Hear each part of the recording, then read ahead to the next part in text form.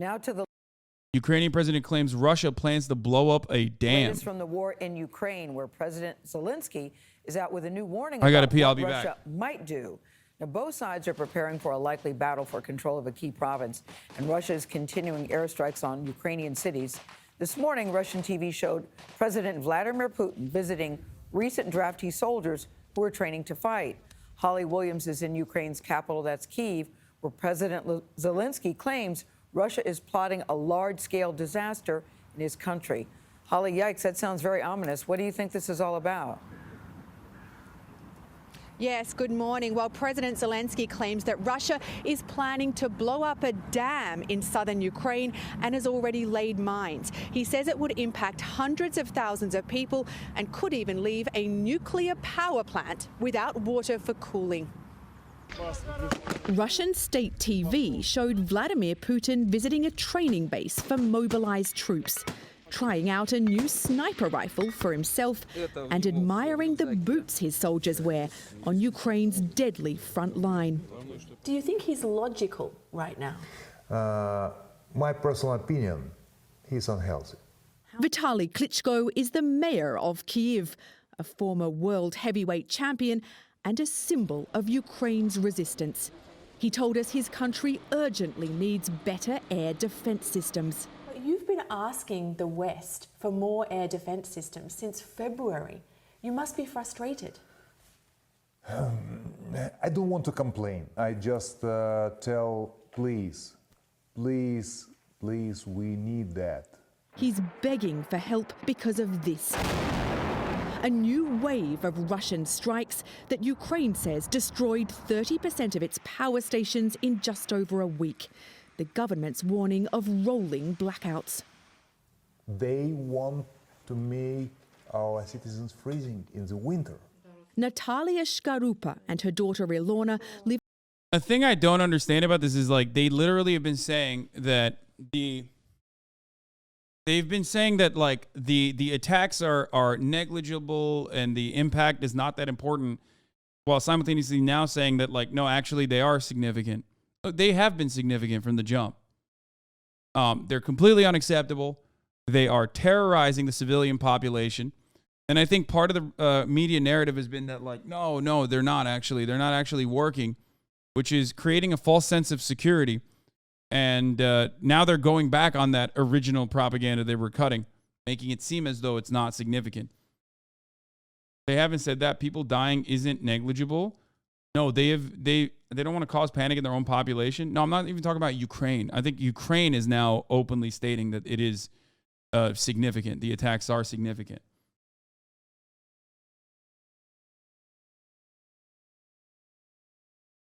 You really think Russia's going to blow up a dam like an 80s villain? First of all, I don't know what dam they're talking about. But yeah, I do think that they would blow up a dam. Why wouldn't they? Wait, what?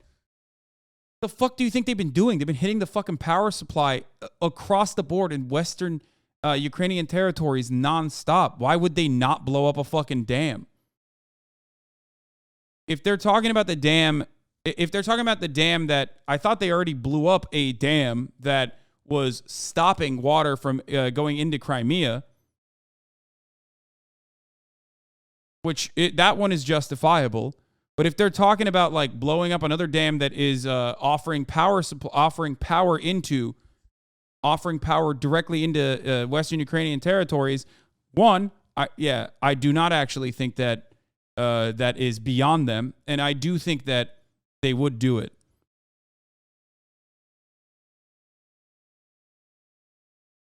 They're saying they will blow up a dam that will flood hundreds of thousands of people, killing them.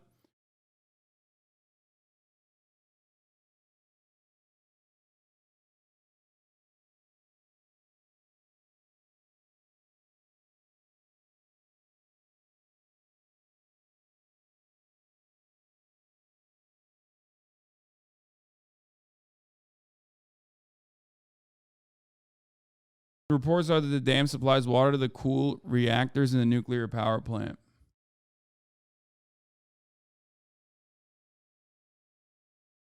Honestly, I don't know. They could do it. I wouldn't put it past them.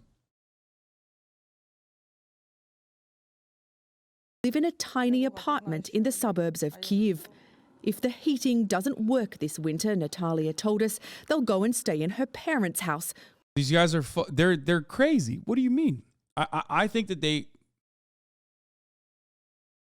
only reason why they wouldn't, it's the Nova Kakova Dam is the main dam on the Dnieper River. It would flood Kherson region, and the inlets would take 19 hours for the wave to reach Kherson city. I would not put it past them. Okay, one, I would not put it past them to do such a thing. But then again, I also have stated that I've stated that I'm worried about them using a fucking nuclear weapon. So why would I not think that they would potentially blow up a dam when they have already shown that they will take steps that are considered ridiculous for normal war boundaries, right?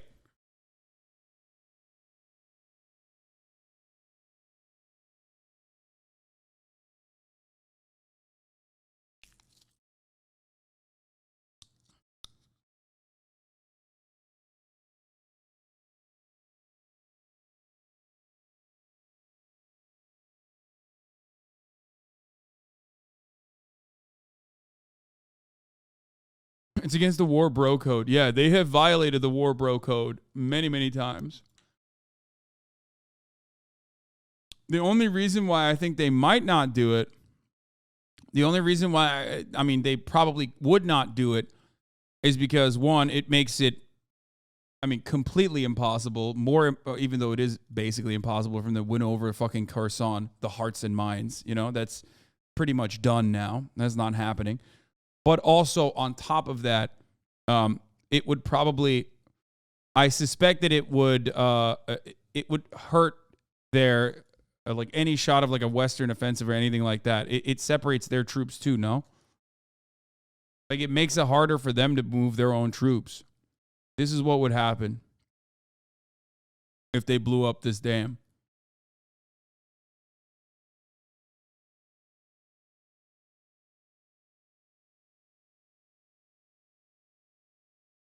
They will also hurt Crimean water supply, so there are a lot of factors. Oh, God, remember the last time Hasan Abi thought Russia would do something? Yo, you guys are fucking memeing about this, but like, if you think that my analysis on this is bad, then why are you in here? You know what I mean? Like, are you just in here to talk shit? I guess that's the reason. Not really a viable one, but I mean, this is some pretty serious stuff.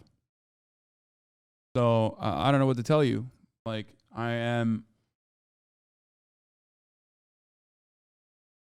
we were wrong for the right reasons. Yeah, but also, there was plenty I was right on. And if you're saying like, oh, your incessant pestering of people who were countering you with State Department propaganda, that's the reason you were such a dick about it, even though you ended up being wrong about one of the many points that you made, many of them that were correct. Your prediction was wrong. Well, I'm not even doing I'm 100% certain this won't happen type of thing here. You know what I mean? I'm just offering you analysis without any sort of serious prediction, and I'm not even being like cocky about it.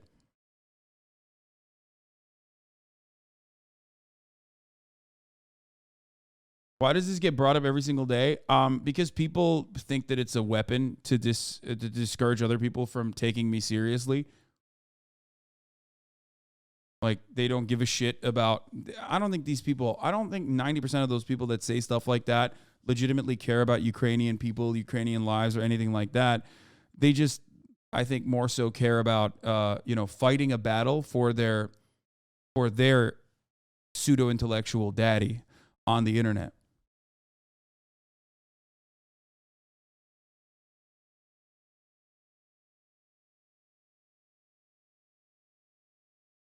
That's it.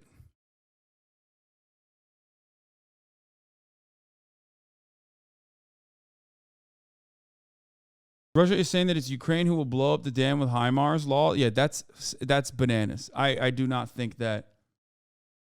I do not think that Ukraine would blow up its own dam like this. The V-word YouTuber also dropped a video recently about you and other leftists like Chomsky that probably contributes to the hate traffic. Yeah, I don't really care. I also am not even in agreement with Chomsky in some of the things that he has said. So there are instances where I've disagreed with Noam Chomsky's analysis. So, you know, if, like I said, if your goal is to change what I'm actually saying, if your goal is to like undermine my message here, then I don't know what to tell you.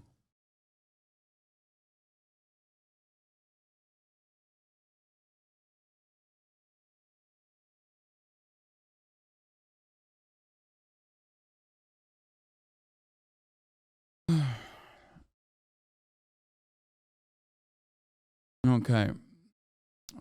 We covered this already. Where there's a wood burner. Giving up is not an option, she said. We believe there's a bright future. What did you learn from boxing that has been useful to you during this war? It's not important your size, much more important, will to win and spirit. Future.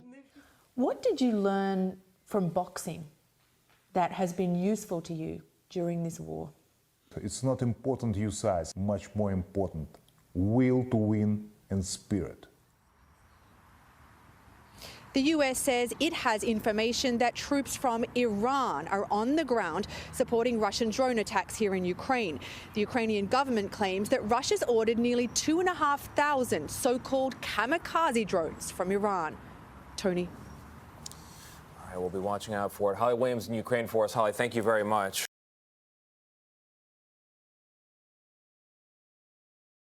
See how Putin puts on a show of strength amid the Russian military struggle. Started the war, Vladimir Putin is putting a new show of strength out there after declaring martial law in parts of Ukraine that he illegally seized. CNN's Brian Todd is joining us with this part of the story. Brian, Putin is trying to look tough despite dramatic battlefield losses right now. Right, Wolf. Analysts say Putin's trying to make it look like everything's going according to plan in Ukraine. No one does this kind of propaganda quite like Vladimir Putin, but it's debatable. Wait, I mean,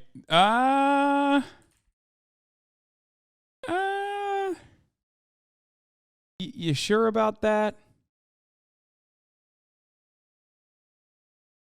Are you sure about that?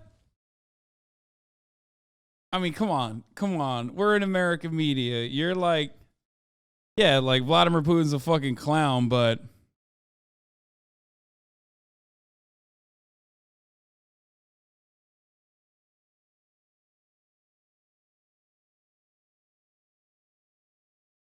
I mean, come on, dude. What the fuck?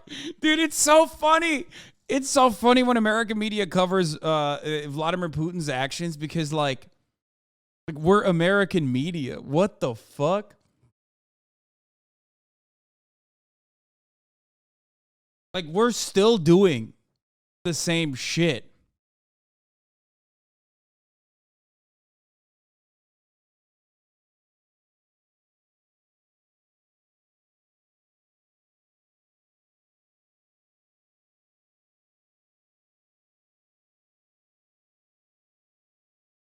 What? Why'd you send me a weird champ emo?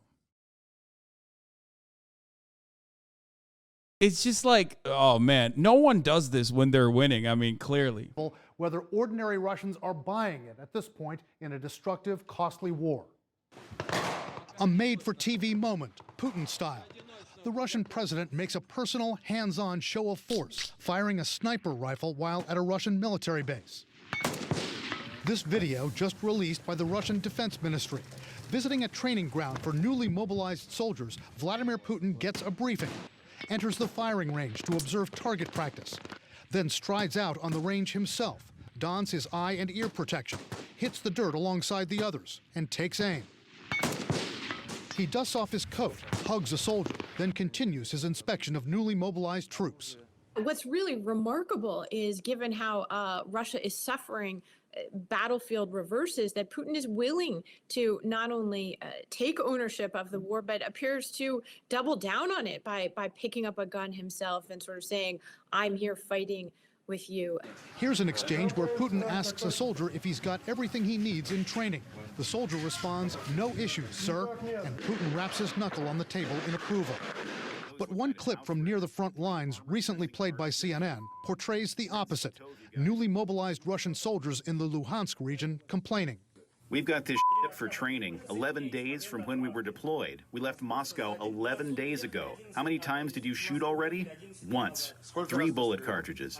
Analysts say Putin's recent order to mobilize 300,000 more troops is beset with problems. It appears that more Russian men have fled the country than have agreed to go along with Putin's conscription. So this is at a very delicate moment with the war. What we're seeing instead is an airbrush.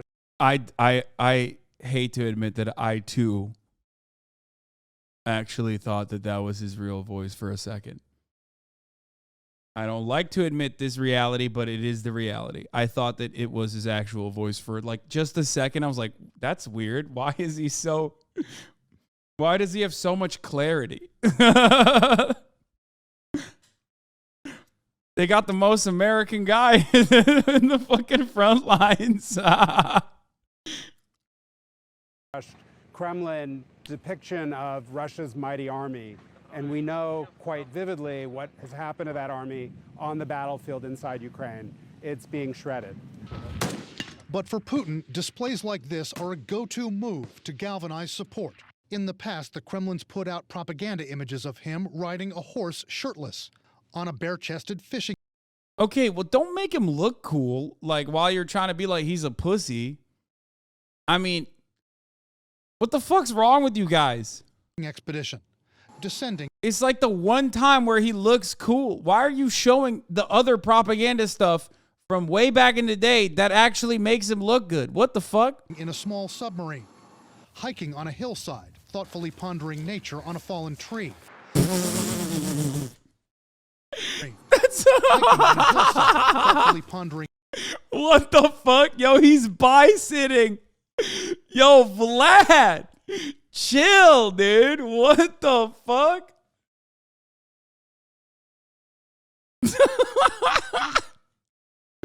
Oh, no. Oh, that's funny. That is funny. No wars, no Ukraine, just vibes. Yeah. He's pondering about all the fucking fake friends he has. He's sitting on this tree. He's like, oh, man, can't wait to show Shoigu this tree. You know what I mean?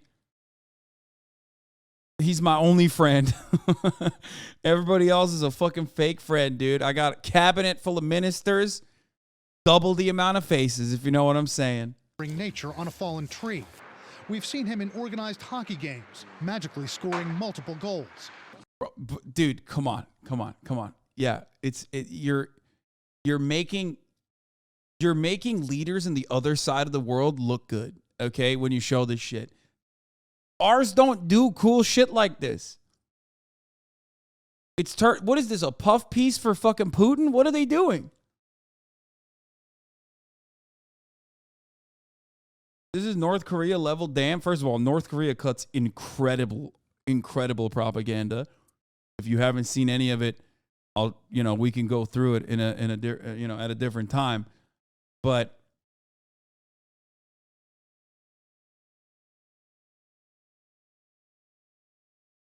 I don't know why they're just like showing the Putin fan cam. I guess they're trying to, make this a little bit longer.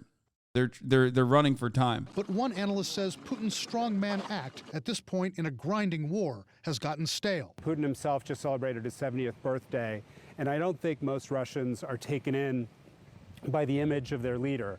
I think they are scared of the horribleness of the war in Ukraine. We've never done this? What the fuck is this? On Bagram Airfield in Afghanistan had a surprise visit. General John Allen, the ISAF commander, set the stage with some encouraging words to the troops. I want you to know I see every day what you do in this country, the magnificence of... The thing is, the president never fires a rifle, though, which is kind of whack. Like if Obama if Obama got down, okay, because he's got the cuff sleeves, right? You know he means business. The president's words rang true to the core of every service member. But he never like picked up a rifle. Like he didn't pick up a fucking Beretta 50 cal and just shoot it. You know what I mean? Like that would have been way sicker. They probably wouldn't have lost the fucking war. You know what I mean? Like they probably wouldn't have gotten their shit pushed in Afghanistan if Obama picked up a fucking rifle and shot it. Okay? 10 minutes. So all I want to do is just say thank you. You know, the sacrifices all President of you have Obama made, skeet shooting at Camp. the sacrifices your families make every single day are what make America free and what make America secure. But there's a light on the horizon because of the sacrifices you've made. And that's the reason why, for Michelle and me, nothing's more important than looking after your families while you're here. Did he even ball up on like a bunch of soldiers too? Like you could have done that. You could have balled up on them. You could have fucking dunked on them and shit. You know, you didn't do that. You're fucking lame, dude. Apology tour, Andy. Okay, apologizing to the world for American war crimes. We don't apologize to nobody. I know Putin was shooting a sniper rifle yesterday. That's what I'm talking about. Ukraine. They're worried about their family members being sucked into it. Now, part of the irony of Vladimir Putin managing his image and his messaging on the war so carefully, observers say, is that there have been complaints from Russian families that the Russian government has not always been very good about giving information to the relatives of Russian soldiers that their sons have been killed or wounded in the war. Some families complaining that they've had to get that information from social media, word of mouth, or other means. Wolf. And this has been an ongoing problem for the Russian leadership, letting these families know the truth. They've been really kind of stringing them out, Wolf. It goes back to before, even before the sinking of the Moskva. That was in April, the sinking of that Russian warship. If you'll recall, at that time, a lot of the families of those sailors were saying, we're not getting any information. And it's not even clear now, several months later, whether some of them have gotten that information about their sons who might have been killed in the sinking of that. It's still going on, especially with these new conscripts in this mobilization. Their families are not being told much. All the while, you know, Vladimir Putin is putting on these propaganda videos and managing his image very carefully. Yeah, that's what. He does walk with a limp, yes, famously. They say it's his gun arm, though, I think. He always keeps his gun arm steady. To always pull out the 9. Speaking of, anti-war protesters, AOC is getting confronted by irate protesters. Let's take a look.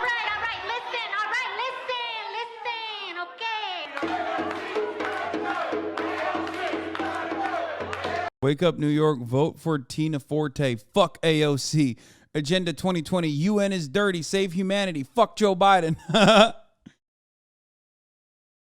Hell yeah, brother. Hell yeah. AOC has got to go.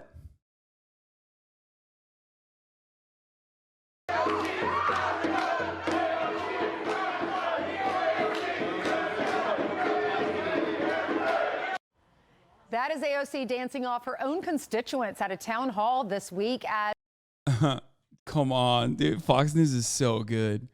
Oh, my God. Look at AOC showing disdain to her own constituents who were simply asking questions. As you can see right here, these are just regular voters asking questions like, why is there a Jewish conspiracy in the media to control the population's white purity? It's like, dude, what do you mean? They're not there to be like normal. They're there to disrupt. And they're doing that. That's their point. Their point is to cause a commotion and engage in disruption so she can't conduct her fucking town hall.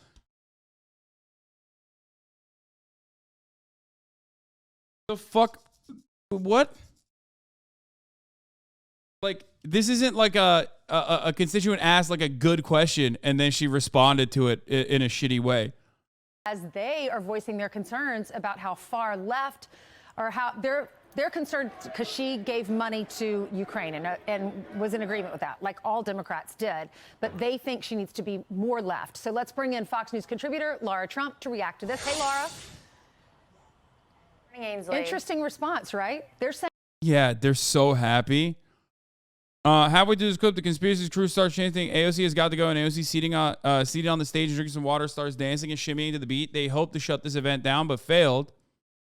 Comically, the same people screeching incoherently in the background of both videos. Since this is getting more eyes, they should include more context. The conspiracist crew is known for far-right harassers whose activities I've been monitoring and reporting on for a while. They spun off from an anti-vax group after that group stopped running stunts to get arrested. After this, I'm going to talk about something else. No, these aren't MAGA communists. I'm going to talk about something that I saw on the timeline about a school board meeting in Michigan, okay?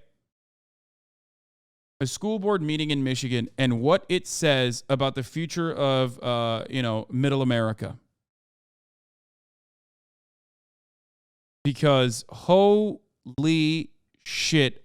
No, these guys aren't MAGA communists. They're just straight MAGA guys. So are MAGA communists, really, but these aren't like the other weirdo nerds. They're just like regular MAGA nerds, you know what I mean? Hold on, let me see if I can find it. What the fuck?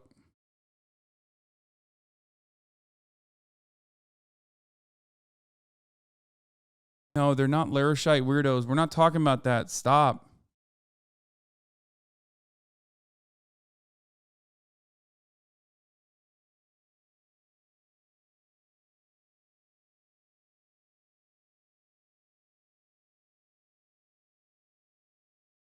It was Lib Crusher's tweet, but god damn, this motherfucker tweets so fucking much.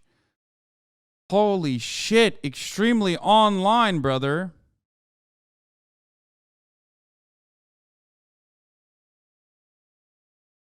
Yikes, Twitter Andy with like 1 million fucking tweets per minute. The NPR story, but I don't want just the NPR story. I want his analysis on it because he had a good take. Oh my Lord. I'm still scrolling. Oh, here it is. This is what rural America is like now. We're going to talk about this in a second. Fucking Christ. I had to scroll for like 8 minutes, dude. Saying she's got to go, that she's not left enough, and she just started dancing, trying to get them to talk. What's your reaction? Well, I mean, I think the interesting thing, Ainsley, is that there are so many people who have actually realized how bad some of AOC's policies have been for them in District 14 in New York. And, you know, she is truly the typical politician. This is a person who got elected, went to Washington, D.C., forgot about her constituents back home. And I think a lot of people are very upset with that. You look at some of the policies that AOC has supported or causes that she has championed. Don't forget, this is an area of New York that is riddled with crime. Crime is overrunning the streets in New York, and yet AOC, of course, was a champion and continues to champion defunding the police. We know that her push for Green New Deal and everything green combined with her support for these massive exorbitant spending bills is one of Dude, they do this to the left all the time. They did this in fucking Cuba too. Like, remember when there was like pro-government counter protests to like the anti-government protests in Cuba? And they were like, as you can see here, there's so much discontent. They're chanting, we hate the government, even though they were literally like pro-government counter protesters. They're doing the same thing here. They're like, all of these constituents are saying AOC is not left enough. one of the reasons that we have incredibly high inflation in America. It's hurting all of us across the country. I think the people in her district are no different, and they are feeling the impact of that. Don't forget, AOC ran out Amazon from New York. That was going to bring around 30,000 jobs to the area.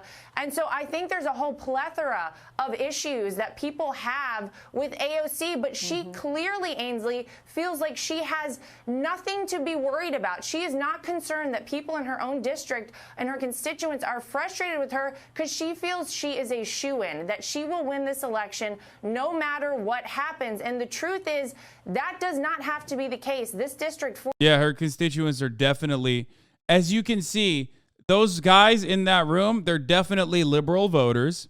They're definitely mad at AOC for the Amazon thing. And they're certainly not mad about like vaccines or Joe Brandon or whatever the fuck they had on their signs. Even their signs betray the propaganda that they're trying to cut here. 14, typically only 37% of people show up and vote in the midterm elections. So if you live in this district and you want to vote AOC out and vote Tina Forte, her opponent in, get out and vote on November 8th. Yeah, good luck. Good luck with that, though. Does not have to be your representative anymore if you get out and vote. Yeah, good luck with that, Fox viewers. Okay, anyway, speaking of public halls and town halls and whatnot, so obviously it's like some weird fucking dudes, but it's the same group that got swooped attempting to harass a drag story hour for neurodivergent children at the Andrew Heiskell Library for the Blind. Prior to that, they also got swooped and blocked from harassing a drag story hour at a library in Elmhurst, Queens. Prior to that, they attempted to harass the DSH in Jackson Heights, which the attendees and neighbors blocked them from doing so. A few of their children's vaccine clinic harassments. Click top link for the video of some familiar face from the AOC crowd tonight.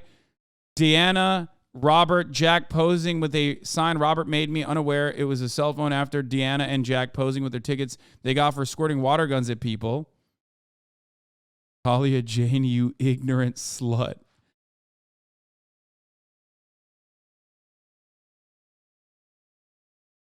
Some of them got arrested for leaving refusing to leave a Burger King. These are the most arrested motherfuckers. They have, here's the thing.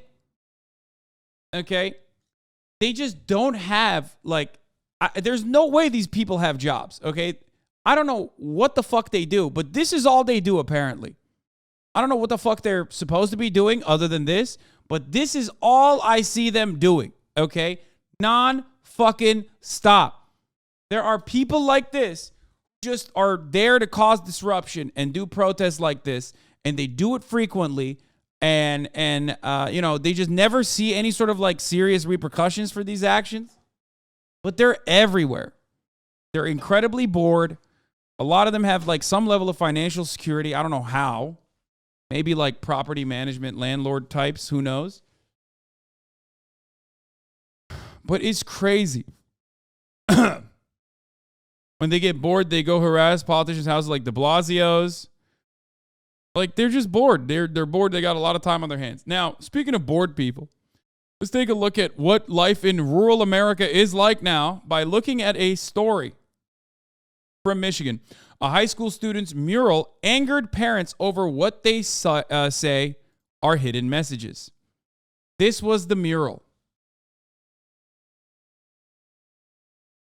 A high school student, Michigan, had the audacity to make a mural on the wall of the Child and Adolescent Health Center at the Grant Middle School in Michigan. School district officials and a high school student in Michigan have drawn the ire of parents who allege that a painted mural contains LGBTQ propaganda, a depiction of Satan, and a message of witchcraft. Now, notice how LGBTQ propaganda is not in quotes. That is an aesthetic choice that the NPR is engaging in, which, by the way, signals something way worse. For those of you who don't understand, okay, every time you say something like LGBTQ propaganda, especially when you're an outlet like NPR, there's a style guide. You are supposed to put that in air quotes because that's not a real thing. That's what they are saying. That's what the psychos are saying, okay? Basically, when they don't put that in air quotes, they end up normalizing the actual fucking thing that these psychotic, like, anti-trans weirdos are claiming is happening. So that's actually very important. And it is a deliberate choice.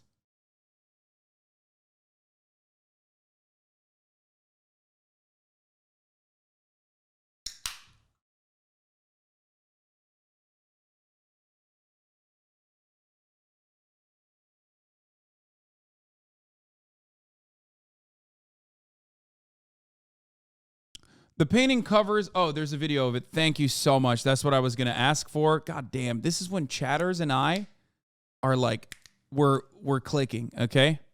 Let's take a look at the local news coverage of this, and there's going to be some videos from this matter as well, from the public school board meeting, and they're insane.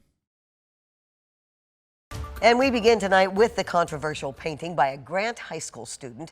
It's on a wall in the middle school building, and tonight some parents complained to the school board about its messages. 13 on Your Side's Nate Belt was at tonight's meeting and has details. I put my art up there to make people feel welcomed. That's how Grant High School student Evelyn Gonzalez described. Obviously, she's working for the demons. Okay? This is Pizzagate shit all over again. Yeah, the point is not just that this is Pizzagate shit all over again. The point is that COVID ruined a part of people's brains and a sense of community that they already had a harder time cultivating. And now we have this fucking sea of conspiracy theorists running amongst the ranks of normal citizens, and a lot of other people are listening to their narratives. I feel like something happened after COVID that basically accelerated the fucking brain rot of the average American citizen, where so many Normans, so many average American folk believe in a charcuterie plate of different conspiracy theories that go from funny to like insanely damaging. And because of the American attitude of entitlement, they not only believe their own bullshit, but they are willing to get in your face and take action. It's like if you have someone who has schizophrenic urges, but they are, taking their medication and they're not acting out on those desires, it's like, that's fine, right? It happens. Mental health is important, and I hope you're getting the adequate mental treatment you need and you deserve.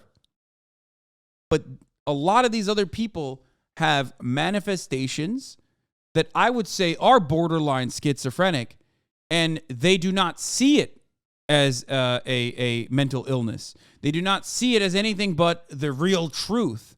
They are operating like they are having some kind of ongoing, extended schizophrenic attack. And they're willing and able to, and they are being enabled by others, and willing and able to act out on those desires. That is the deepest V-neck shirt I've ever seen. It's not a V-neck shirt. It's a tank top. Okay. Describes this mural. She painted it inside the middle school's teen health center, and parents are concerned about some of its content. Now, this here is the mural in question that was a hot topic tonight at the school board meeting here at Grant Middle School. Now, some of the things that the parents were closely paying attention to included the trans flag on this t-shirt here, this symbol, which the artist says comes from a video game, as well as this symbol here, which she says is a Hispanic sign of protection. I feel like she did a really good job finding excuses to defend the things she put on. She's dunking on a child. Guys, pull away from the white wine mom for a second, okay? Stop saying I could fix her. Just because you think it doesn't mean you have to say it, okay? Pull away from that right now for a brief moment and look at it from a top-down approach. This woman, this whole ass woman, lived a life for like 40 fucking years and decided on the 40th year of her life, I am going to fucking beef with a child over a child drawing. There's a multitude of different factors at play here that I don't even know if I can address adequately. You got so much boredom that it broke their fucking brains. You have alienation, isolation. You have social media directly tapping into the fucking mainframe and functionally lobotomizing these people. Okay? You have a sense of entitlement that causes them to not just sit around and seep in their own psychotic opinions, but instead take action. This has led to this whole ass adult going to a parent-teacher meeting to fucking debate a child's drawing. None of us are that stupid. Parents. She said, like, we're on to you, bitch. To defend the things she put on. None of us are that stupid. Parents alleged the video game character is actually a depiction of Satan and that the hand symbol is demonic, with several even using the word witchcraft to describe. This is where we're at, dude. This is where we're at. They made that little girl cry, by the way. They made her fucking cry. She left the meeting in tears. And one of the ladies, I don't know if they show this in the video, one of the ladies got up and was like, I think we're really, I think that, we really did a good job giving it to her, huh? Like, these people are so vicious, dude. They're so fucking vicious. You always get so angry at people's stupidity. Why don't you just accept it and chill, dude? Listen, man, this is how I've been since day one. If I saw someone getting fucking bullied unjustifiably at the playground, I said something about it. This is just happening at a much larger scale, with the bullies being people that are, completely insane, small business owners and small business owner wives, and the victims being like high school students. If you can't call this out, if you can't like draw a larger systemic problem from this microcosm, I don't know what to tell you. I mean, this conversation around like, this is satanic, that's satanic, like, can you imagine? Like, we're at a level where like people are just saying like, this is unironically satanic about children's drawings. And this is going on as like normal discourse in everyday life in rural America. That shit is crazy. That's not what I'm a part of, and that's not what I'm trying to put out there. As for the transgender flag, one parent implied it's a sickness. When adults pretend things that are like real life, it's a mental illness. We need counselors. We need the medication that's going to help bipolar disorder fix their brains. With another saying it's discriminatory against Christian beliefs. We and our administration should embrace that and get all of this hate material out of our schools. Every day I watch stuff like this. Every day I see stuff like this, and it angers me, dude, to no end. It frustrates me so much. It makes me so fucking mad, dude. And I don't know. I just lose all fucking hope in humanity. Because it is hate material. Not everybody was opposed to the mural. One parent was appalled by some of the words used. I am a conservative, right-wing, gun-loving American, but I have never seen more bigoted people in my life. And wants to see more That's awesome. She's right. acceptance in her community.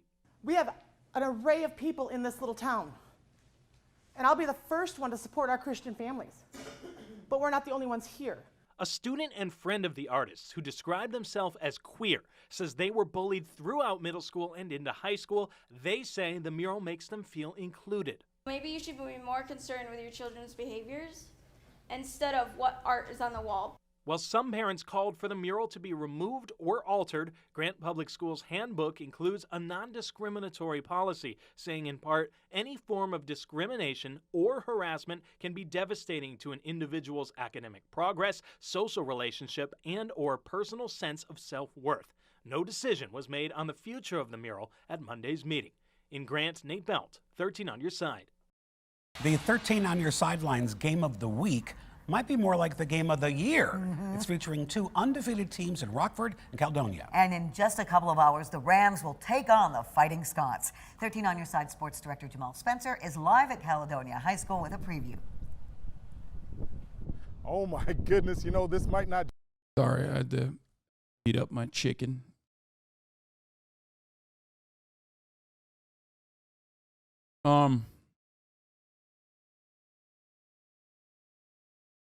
But going back to that story, let's talk about this a little bit more. Okay. Thank you for the video, by the way. Going back to that story, it's a little. It makes me a little happy, at least, that there are people who are willing to call this shit out. Same satanic energy.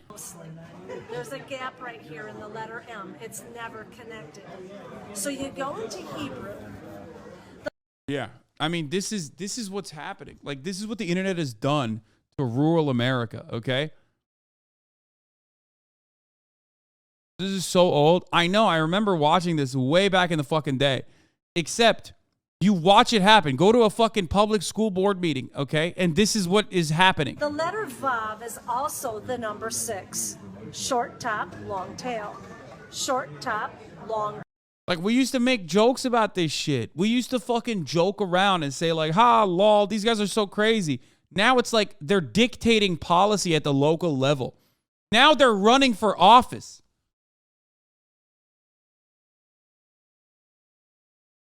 Tail. You could have here in Hebrew 666 on the can. But my interest is the word monster. What do you see in the O? There's a cross. Okay. What has Christ got to do with an energy drink, let alone the name Monster? So I thought, well, maybe this is a Christian company then. VFC at the bottom of the can. Do you know what that stands for? Big fucking cock. Big fucking cock. Can. In fact, they write. Oh, shit. I was close. I was close. She's a Red Bull agent. I'm just saying, I was close to it. I wasn't all there. I wasn't fully there, but I was close to it. Just like you were close to avoiding the top of the hour ad break. That's right. Hallelujah. At the top of the hour, there's a 60-second ad break. If you no longer want to see those ads, all you need to do is subscribe, which you can do for $5 or you can do for free with a Twitch Prime. Now, some of y'all might have used your $1 dues on ideology.shop on the new Himbo Fitness merch. But don't worry. You can use it. You still have an opportunity. Just take someone else's Amazon Prime account, connect it to your, what the fuck is this? Connect it to your Twitch account, and you will be able to use the Twitch Prime here on your favorite broadcaster. You can also get gifted a sub. Dominic donated $10, said, I live in Texas and the majority of my mega Catholic family are like this. I can't even talk to them about it because they punish me with hours of praying. What the fuck? Tamena! Thank you for the 5 gifted subs. Shipping the NorCal is $15. Man, I don't fucking know. I don't deal with that. Okay, here's the 1 minute ad break now.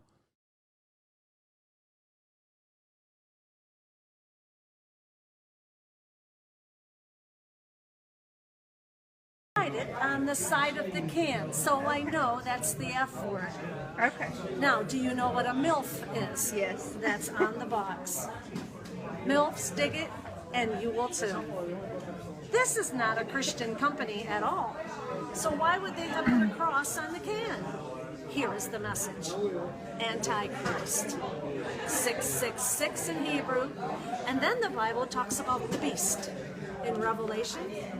And look at Monster's ad. This is their statement. You see these M's everywhere. Hats, t-shirts, bumper stickers. Is there another agenda here? If God can use people and product, so can Satan. And look at it this way. Even if these kind of numerological conspiracy theories are not new to rural America in the slightest. This is how rural America has always worked. I was taught these kinds of things in the Bible class as a child. I get it. I'm not talking about that. I'm showing this as an older video, as an example. The problem is, these kinds of conspiracy theories have always existed, but they never guided local policy in the way that it does now. Because these people have nothing else going on, because they feel increasingly more alienated, more isolated, that they are looking for any kind of fucking community building, and they're doing community building around these fucking conspiracies. And they are motivated to act out.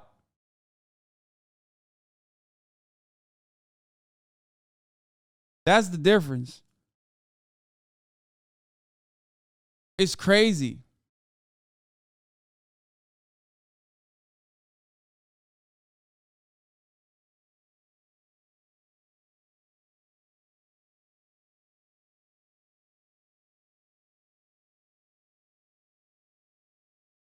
The mural features Cape characters, bunny and bear-headed nurses, smiling at students in brightly colored outfits, and the outraged parents debated the mural's meaning. During a school board meeting covered by WZZM, a local Grand Rapids news station last week, throughout the meeting, incensed parents claimed the artist intentionally subverted the mural's Stay Healthy theme to promote anti-Christian messages. It's discrimination against Christian beliefs, he said.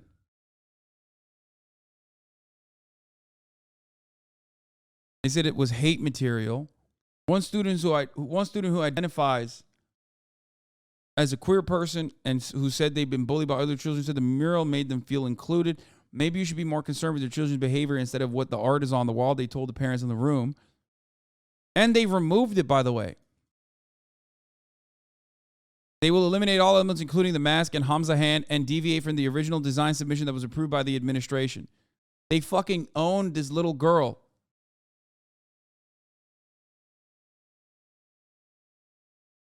COVID really unleashed something primal in the heartland, and I don't think there's been nearly enough attention paid to it. Vast swaths of the country are dominated or cowed by organized, decentralized, vicious morality police. Every library and school and city council and election public office public meeting is just now this. The speakers even all look and dress the same. Sometimes the target isn't an actual child, but often it is. These hogs don't care. There have always been these exact type of nasty, stupid, vicious losers who spent their pathetic lives making life miserable for others. Hell, every neighborhood probably has one or more. In general, these losers are mostly just ignored. In small-town America, they can't be. Add in the death of communities, local news, isolation, and unlimited access to the networks of other vicious, stupid losers around the world, and you start to see why people had to get vaccinated in secret in much of the country.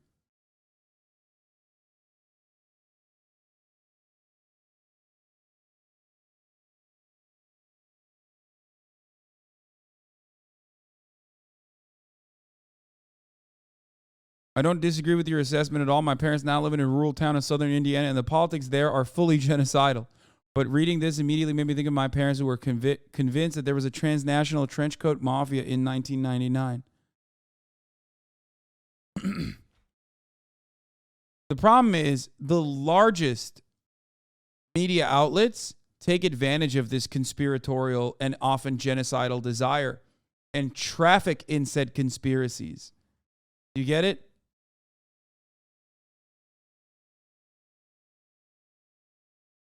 What the fuck? 1 in 7 men and 1 in 10 women in the U.S. don't have a single friend? What the fuck? Dude, that is so sad.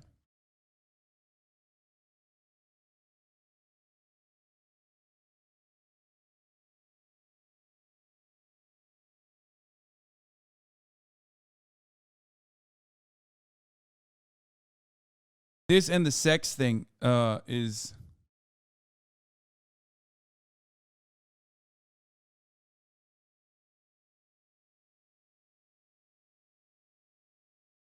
The sex discourse that I totally avoided that was popping off on Twitter.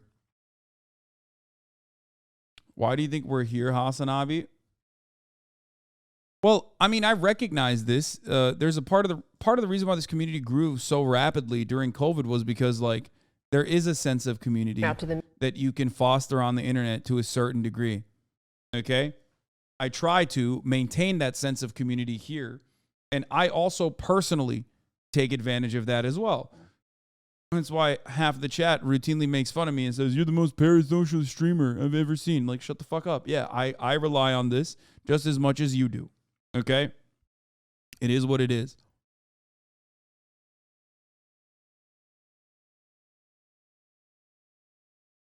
That is still really sad, though.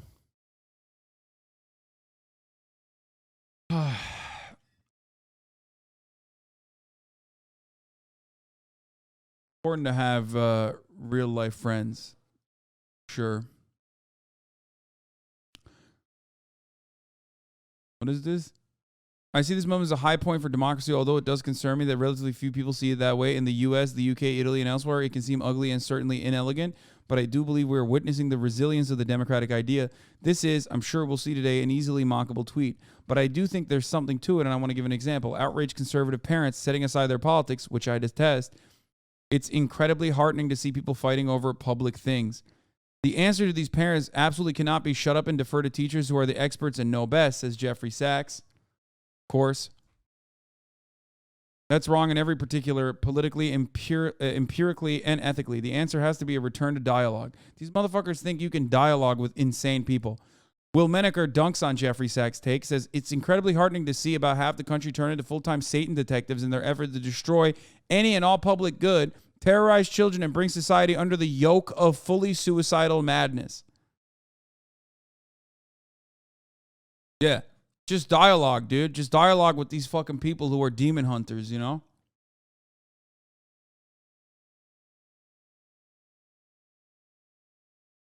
How are you going to fucking dialogue with these people, dude?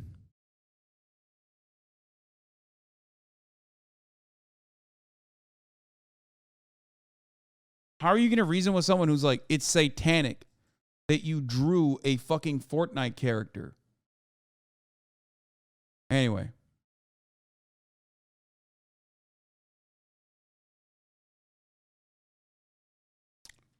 Back to the campaign trail, though, and then we have the Channel 5 video, the new Channel 5 video. We talked about child labor in America. There's a lot of good stuff to cover still. Actually, you know what? Hold on, I'm going to go grab my chicken real quick, but while I do that, surprise. Here's Charles Kirkland talking about trans people in blackface. Two issues that he should legally never talk about. The October surprise is having the tranny go to the White House. Be like, wow, I met with the president. Yeah, good luck. Okay, I should never leave you alone with this fucking demon unattended. We're going to run the Senate. We're going to run the Senate one instead, okay? Biden campaigns with Democratic Senate candidate John Fetterman. The midterms just 18 days away, and President Biden did something we haven't seen much Fucking of demon. so far Yeah, he this did say cycle. the He made a rare T-slur. He campaign did. stop in front of the cameras, joined by a candidate. He was in the battleground of Pennsylvania, which could very well determine who controls the Senate. Rachel Scott has been covering this election every step of the way, and she joins us right now from the White House. Good morning, Rachel. Hey, Cecilia, good morning. And you know this well. Many Democratic candidates have been hesitant to campaign with President Biden given his low approval ratings. But right there in Pennsylvania, a rare campaign appearance. Democratic candidate John Fetterman going where few Democrats have gone. Appearing with President Biden on the campaign trail at an event touting Biden's infrastructure law. So this law is about more than rebuilding our infrastructure. It's about rebuilding the middle class. Something John knows a lot about and talks a lot about. Fetterman, Pennsylvania's lieutenant governor, is locked in one of the most important Senate races in the country, running about 4 points ahead of his Republican opponent, TV personality Dr. Mehmet Oz. Most Americans disapprove of President Biden's job performance, including in battleground Pennsylvania, where he won by more than 80,000 votes. Some Democrats have made it a point to distance themselves. I want to be the face Tim of Ryan. this campaign. I've done this for 18 months. We've done it on our own. Biden still projecting optimism. I'm going to be going in. Why aren't you doing it? I think so. It ain't over till it's over. Donald Trump held. I saw John Fetterman in a suit, and now I understand why that motherfucker wears hoodies all the time, okay?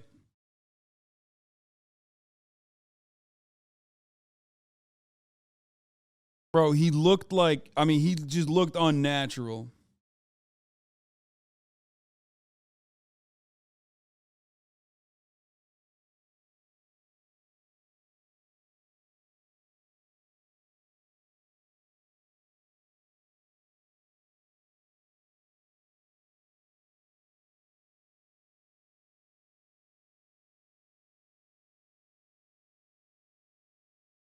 And by the way, people saying like stop being mean or whatever, but I can say it. I'm a big boy myself.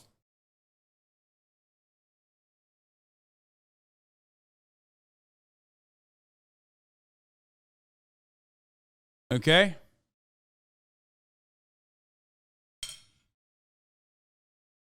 "26 rallies in October 2018. Barack Obama, 16. Lyric is jealous of you? What? How does Hasan have a connection to get a fucking 4090 and I don't? He just watches YouTube videos. True. Except I will be playing Gotham Knights as well, which I know he was doing a hashtag ad for too.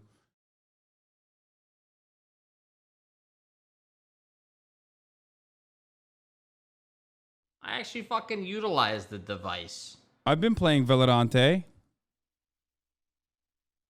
Come on, man. How does he have more gaming connections than I do? All I fucking do is game.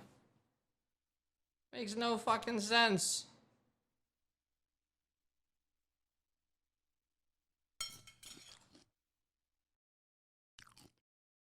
True. But Biden has been largely absent from the campaign trail, trading public campaign rallies for big dollar fundraisers behind closed doors. All right, so we are in the final stretch here, and 538 has crunched the numbers. So take a look. Right now, Republicans only have about a 41% chance of flipping the Senate. But take a look at how significantly this jumps if they win that Pennsylvania Senate race. Their odds of flipping the Senate go from 41% to 75%, Cecilia. Pennsylvania, oh so crucial. 18 days. Rachel, thank you so much. Hi, everyone. George Stephanopoulos here. Thanks for checking out the ABC News YouTube channel. Vice News, did the royal family steal this $400 million diamond? Ooh, love that. Okay, Senator Lindsey Graham has asked the Supreme Court to block a subpoena from an Atlanta grand jury investigating 2020 election interference. Wonder why. Don't know why. World's Strongest Man, new Channel 5 video that just came out. Oh, here's Brandon. Here's a Mac attack. I hear it from MAGA Republicans, officials who had hundreds of thousands of dollars of debts, even millions of dollars in pandemic relief loans forgiven, who now are attacking me for helping working class and middle class Americans. My team at the White House posted a video of this, folks, online. You should check it out. Marjorie Taylor Greene, she and her husband got $180,000 in business loans forgiven from the PPP program. She said it's completely unfair for us to forgive student loans for working and middle-class Americans. Representative Vern Buchanan of Florida said our plan was reckless. Guess how much he got in that program forgiven? $2,300,000. This is not a joke. Can't make this stuff up. Republican governors wrote me a letter saying this relief only helps the elite few. Y'all know you're the elite few? I knew you were really special, but I know you're the elite few. I'm serious. Ted Cruz, the great senator from Texas, he said it's for slackers, quote, slackers who don't deserve relief. Who in the hell do they think they are? That's fire. That is fire. That's what you love to see it. You need more of that.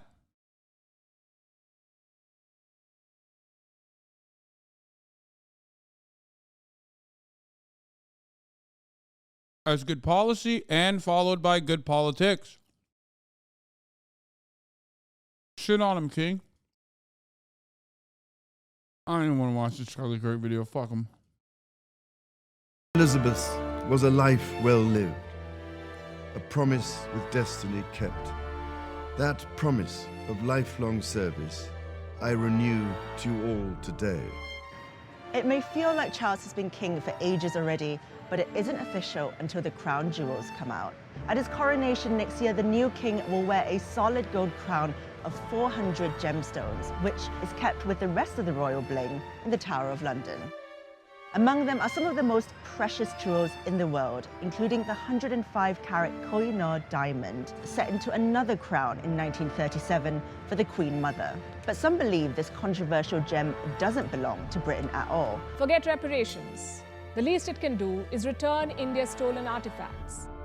The Kohinoor, it's a part of our cultural heritage. It's something that we treasure. So is it rightfully the royals, or is it ill-gotten gains? And if so, should it maybe be given back? Royal Empires of Dirt, a show about how British monarchs got rich at the expense of everyone else. The Koh-i-Noor is one of the largest clear-cut diamonds in the world, about the size of a small chicken's egg. Reportedly mined in South India in the 13th century, its name translates to Mountain of Light in Persian. Verifiable reports of it date as far back. I love that there's a question like, oh, how did it get there? Like, I wonder who the rightful owner is of this diamond. And how did it get there? How did it get to England? Many questions. It's the 18th century, when it was one of the many jewels that was set in the peacock throne of the Mughal Empire in India. Kohinoor is a 106-carat diamond. It was once the largest diamond in the world. It belonged to various rulers of India. The Koh-i-Noor changed hands and moved between dynasties in Asia throughout its long history, often as a result of violent looting or as a trophy of war. But in 1849, when the Kingdom of Punjab formally came under British rule at the end of the Second Anglo-Sikh War, the UK claims that the diamond was gifted to Queen Victoria. After it arrived in England, the Koh-i-Noor was shown off to the public at the Great Exhibition in Hyde Park, sat on top of a plush red cushion inside a gilded birdcage. Oh, I guess they said it was gifted. Never mind. It was supposed to represent the triumph and might of the British Empire. Apparently, the public were unimpressed and complained that they thought it would be sparklier. Talk about ungrateful subjects. Today, the Koh-i-Noor remains on display at the Jewel House in the Tower of London over there. But the most famous showpieces in the tower are the crown jewels, treasures containing stones of great antiquity and beauty. The royals' right to the gem has been hotly disputed for 75 years, ever since India gained its independence from Britain in 1947, even before Queen Elizabeth II took the throne. It was taken from Lahore, which is the cultural capital of Pakistan. Perhaps some of these things should go back where they belong. Modern-day borders and the mystery of the Koh-i-Noor's origins mean that India, Pakistan, Afghanistan, and Iran have all laid claim and demanded its return, but Britain has rejected them all. The Koh-i-Noor diamond, are you ever going to return that? That is a question I've never been asked before.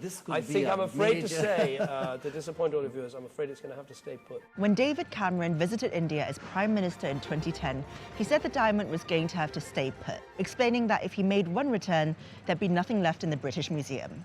Yes, David, that's sort of everybody's point. In 2016, India's government determined that the British hadn't stolen the diamond, but that it was given to Queen Victoria as a gift. But its possible appearance at next year's coronation. It's so wild that they can say that. Listen, bro, everything I did was a crime. So if you want me to answer for one crime, well, sorry, I'm going to have to answer for all of them, which I really don't want to do. Crowning Camilla as Queen Consort could reignite discussions of its contested ownership and the campaigns for it to be surrendered. After Queen Elizabeth's death, Koh-i-Noor trended on Twitter as Indian users called for the theft to end with her reign. The historic Royal Palace's website makes no mention of the big... That dude is funny. She said, please return the stolen diamond so the queen can see heaven. Man, she ain't going to heaven. Let's be real.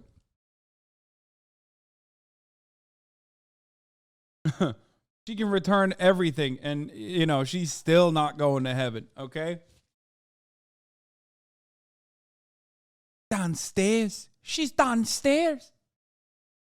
A historical dispute over the Koh-i-Noor, saying only that it is a symbol of conquest with a turbulent history. The very fact that an Indian artifact is sitting in the Tower of London in the Queen Mother's tiara, a place where it emphatically does not belong, is a reminder of how it got there. Not only is the monarchy refusing to acknowledge calls for returns or reparations, it's doubling down to protect what they do have. In 2021, an investigation found that police were barred from searching the Queen's private estates for looted or stolen artifacts after the government granted her a personal exemption from a law protecting the world's cultural property. We don't know what she was so worried about, but you can bet it's not bootleg DVDs. The resistance to open and honest discussion of the costs and spoils of empire and its violence and oppression filters through British society, from the royal family down. King Charles has said that he wants a relatively modest coronation to reflect the diversity of Britain and usher the royal family into a modern era. The new king also has an opportunity to acknowledge the ills of British imperialism, beginning with the Koh-i-Noor dynasty. I love when the West is always like, we're not barbaric like those fucking Orientalist nations, right? Why? Because we investigated ourselves and found no collusion. Also, we have decided that there is now a rule that makes, someone in a position of power exempt from legal scrutiny. Oh, okay, never mind then. I love that the West so regularly will do just straight up corruption in the same way that you would see in like Pakistan, India, Turkey, wherever the fuck, right? But they like legalize it, so all of a sudden it's like adequate. It's so different. It's not barbaric like the bribery that you would see anywhere else. We have codified it. It's a permanent part of our institutions. So for that reason, it of course is very different.